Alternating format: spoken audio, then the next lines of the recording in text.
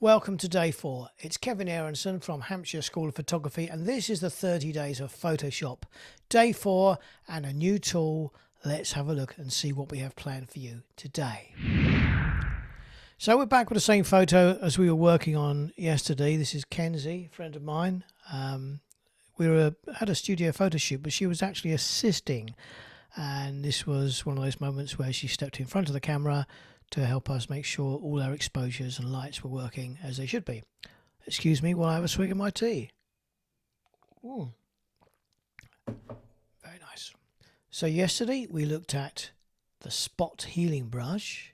Today we're looking at the tool that lies beneath it, the healing brush tool. They sound very similar, and they are in some respects. They both do a similar thing, but they do it in different ways. So let's click on healing brush tool. And let's just zoom in. So we used the spot healing brush, didn't we, to get rid of spots, and we can do with this as well, but it's a bit more sophisticated. This requires you actually to be more proactive. With the spot healing brush, if you remember, the computer sensed what the image was like immediately surrounding the brush. It took account of the colour and the texture and the tone and so on and so forth, and added it into the middle of the brush, into the centre there. Let's make it bigger, so that it drew from its immediate surroundings and kind of like overwrote the spot that it's hovering over. The difference between that and the new healing brush tool, which we're using today, is that it's up to you as the individual to choose where you sample photo from. So for instance, I'm just going to make this a bit smaller. If I want to get rid of that spot, I will choose a piece of skin that is roughly the same in terms of texture and colour and pattern and just look, a similar look to the skin that's surrounding that spot. So the skin here or down here is pretty good. In fact, let's make it a bit smaller, and I'm going to squeeze into that smaller gap. That looks pretty good. So I'm actually going to sample from that area. And the way I sample is on the Mac, I hold down the Option key and I click on the screen. On a PC, it would be the Alt key, and I click on the screen. So let me just click. Okay, and now as I move over to the spot, you can see a preview of what I've copied. If I make the mouse a little bit bigger, it covers it completely. So now I can just click on the spot and paint over it. There we go. And let's do it again. I'm going to sample from here, and I'm going to paint over this one. And you can see just to the left and at about sort of 10 o'clock positioning, a little crosshair, a little black and white crosshair, and that shows you where it's sampling from. So I could move around the screen and it constantly samples from where those crosshairs are. And providing those crosshairs move in an area which has similar texture and colour to the area I'm replacing, it all works hunky-dory. Let's try another one. Let's get rid of this thing. So I'm going to sample from here. Clicked on my Alt or Option key. Okay, there. And there I'm painting over there. And I'm going to paint over there. And I'm going to paint over there. Very helpful tool. So I'm going to sample from there and paint over there, and you can see the whole time that the crosshairs are sampling from a different place, but the same place relative to my brush. So if I, for instance, were to sample from here and immediately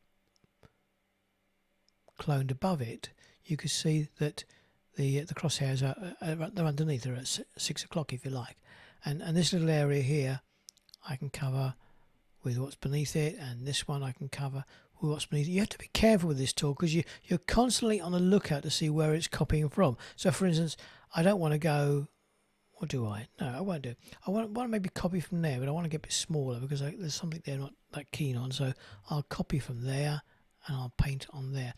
And I'll copy from there and I'll paint on there. I'll copy from there and I'll paint on there, and so on. And it's a constant game of resampling, sampling the whole time. And this is what pros prefer to use over the spot healing brush because it gives them more control. They can choose exactly where to source the clone material from to enable the look to be more accurate. Now, yesterday, some of you may have noticed I deliberately left this spot here. It's an awkward one because it's beneath hairs, and I was avoiding it because it was looking so awkward, but I'm going to have a go. Hairs are easy on this because look, let's go smaller. I can copy from, when you're doing a hair, you need to copy from a clone source which is as close as possible. And like here you see it's going across this crease. So I would copy from the crease, and you can see where the line of the crease is, because you got a inside the circle is a preview of the crease. So I'm going to put the crease over the crease that the hair is crossing so they all match up. And now I can just do that. Nice long run. Nice long run. And I can do this one. That is so nice and easy. And up here, I'm going to come back to this one. I'm going to come back. I promise I'm going to come back to that. I'm a little frightened because I might make a big deal of it. If I want to do this one, I'll make my sample first of all from the edge, because as it's an edge and this crosses over an edge, having an edge in the center of my sample means I can line it up personally. So I'm now not using the Wacom tablet, I'm using the mouse because I can be more accurate. There. See that? How easy was that? And I've created a copy, so I'll just get rid of that one. There we go. Now, let's see if we can be really clever. I'm going to use the mouse because the mouse has a bit more control for this really intricate stuff. What about here? Holding down the Alt key on the Option key there to sample from there, and then no, that hasn't worked. Let's go in a bit closer. Oops, pressed the wrong button. Let's go in a little bit closer. So sample from there. There we go, that's good. No, yes, no. Sample from there, paint on there. It should. There we go, it's going. And it's going, yes. Because what I've done, I've lined up the hairs that I don't want to remove. They're still there. So that one's not quite right. I mean, no one would actually see that in reality, it's so small. But I'm just going to copy from there and paint it over the top. Copy from there. But you probably can't even see this on a low quality video. There we go, that's not bad. Copy from there and paint it there. Copy from there, paint it there. Copy from there and paint it there. Oh, this is so good. Copy from there. I hope you can see what I'm doing. And so, consequently, I should be able to do a run now. Can I do a run? It's not bad. It's not perfect. And I can build that hair back in again. Copying from parts of the hair that still exist and pasting it back in. I've got a hair that's crooked, so I'll copy from there. Paste it in. Oh, didn't get that right at all. I'm going to copy from, zoomed back out, let's go back in. Actually, you can't even see it, to be honest. It's so, if I zoom out, I'm just being silly. I don't even need to worry because it's so good. Okay, we'll do the rest of that hair there. Make it a bit bigger, not much. And then we'll copy from there, and I'm just going to draw over it like this. And of course, as the tone of the nose changes, it's bright there, and it's darker there. It changes the background beneath the hair for you. And now we're in a darker area, so it paints on a dark background. And now we're in a lighter one, and it paints on a lighter background. So, gosh, that was absolutely a breeze to do. And of course, I'm still leaving that other hair to last. If you want to get rid of blood vessels in the eyes, the same process. Click outside as close as possible. As close as possible. going to make it a little bit smaller so I've got more room to manoeuvre, because it is a very tiny area. Click in there and just do that bit. You need a lot of patience, but you know, it's enjoying the journey. Certainly looking forward to the end is important, but the whole process I find absolutely riveting, and as I think I said yesterday, is quite cathartic. Clicking in there, just where I am now, I'm clicking there and I can paint over that one and that one. Clicking in there and I'm now painting over this one, and you see, so that's how you get rid of the reds and the blood vessels. Let's have a look at this really hard one. Ah, if I've bitten off more than I can chew. Let's have a look. How close can we get? So, making the brush a little bit bigger, hitting the square bracket keys. Remember, the right hand bracket makes it bigger and the left hand makes it smaller. And I'm going to sample from as close as I can. I'm going to sample from there. So I'm starting to get rid of.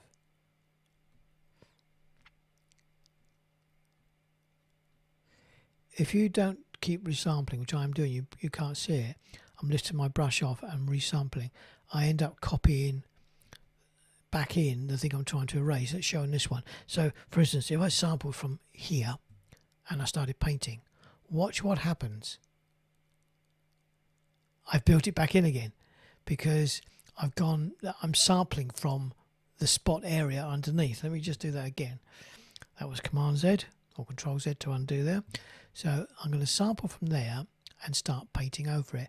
But as the crosshairs move over to where the spot originally was, it's picking them up and painting them back in. So you don't do it that way. The way you do it is you sample from there and you paint a bit off. You sample it again and you paint a bit off. You sample from somewhere else and you paint a bit off. You sample from somewhere else and you paint a bit off. You've got to build it up slowly with samples from different areas. And the more varied the areas you sample from, the less obvious usually it looks, because there's always a possibility that if you sample too much from the same area, you start building up repeating patterns. So I'm just going to sample from there and paint there, sample from there and paint there, and do the same thing again from there. Ooh, again, let's sample from the hair, and this time I'm going to paint this side. Ah, that doesn't work because I should have painted there first. There we go. I'm sampling each time. My brush is coming off, I'm doing a little bit. My brush is lifted, pushing it back on. My brush is lifted, pushing it back on. My brush is lifted, and actually this is working. So I don't want to paint left or right. I want to paint right on top of the hair. So I'm replacing hair with hair. It's, oops, got that wrong. Let's resample that. Sample from there, paint there. There we go. And it does require a bit more work, but if we zoom out, it's a lot better than it was. And I still need to spend a bit more time on that. But you can see the process. There's only so much time I can put into this video. With a bit more work, we can actually completely erase it. If I show you what it's like before, there, before and after, before and after. So we have actually, if I zoom out, we have made it less obtrusive.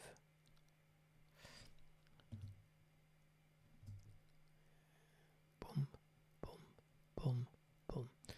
And I believe we could do better given a bit more time. Okay, so that is the healing brush tool, and like the spot healing brush and tomorrow's one, which is the patch tool, the beauty of these three is that they sample contextually from the surrounding area. So the spot healing brush does it by itself, the healing brush tool, which we've just used, and the next one we choose the sample areas, but they kind of mix and merge with the area that you're painting over with where you're taking material from, so it looks relatively realistic. The last one, which we'll look at in a couple of days time, which is the clone stamp tool that copies exactly pixel for pixel. Great for some things, absolutely terrible for others. Anyway, until tomorrow, thank you very much. Come on, zoom out. There we go. Until tomorrow, enjoy playing with Photoshop. Ta-da. Healing brush tool, just kind of one step up from the spot healing brush, because now that you've got control of it, there's more chance that you're actually going to clone in material and a colour and texture which suits the area that needs correcting, rather than leaving it for the software to pick material for you. If you're watching this somewhere other than the blog, then can I suggest you check out the blog, because it's the blog that hosts the 30 days of Photoshop. The blog itself is phototeacher.blog, run by me, Kevin Aronson from Hampshire School of Photography. Check it out, follow us, support us, enjoy the free tutorials and become a better photographer. Until next time, see you guys.